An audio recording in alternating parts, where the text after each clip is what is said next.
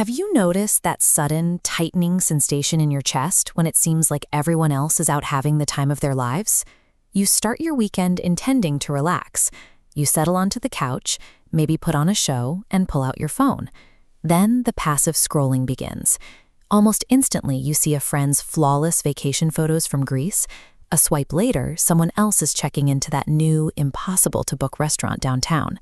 Suddenly, the quiet evening you were looking forward to feels like a mistake. Boredom creeps in. A quiet envy takes root. You feel an intense, invisible pressure to get out there just to prove you are still relevant. Psychologists have a specific name for this modern reflex: FOMO, or the fear of missing out. Clinically speaking, it is a pervasive, exhausting apprehension. It is a nagging belief that others are experiencing deeply rewarding moments, and you are entirely absent from them. Through this simple, daily habit, a peaceful moment of genuine rest is twisted into a toxic feeling of personal failure.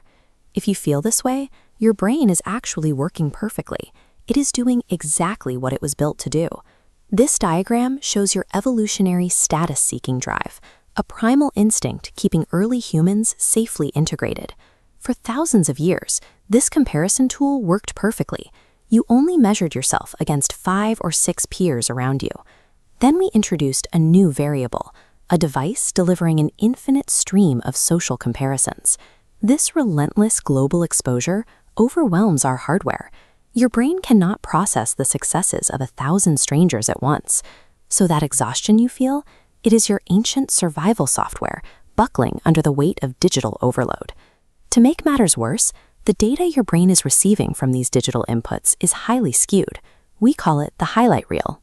The content scrolling across your screen is heavily curated. It edits out the delayed flights, the bitter arguments, the crushing debt, and the quiet, boring Tuesdays.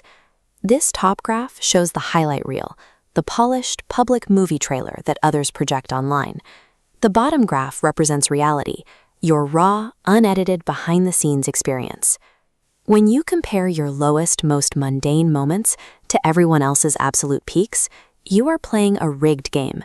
Your anxiety grows from a mathematical error.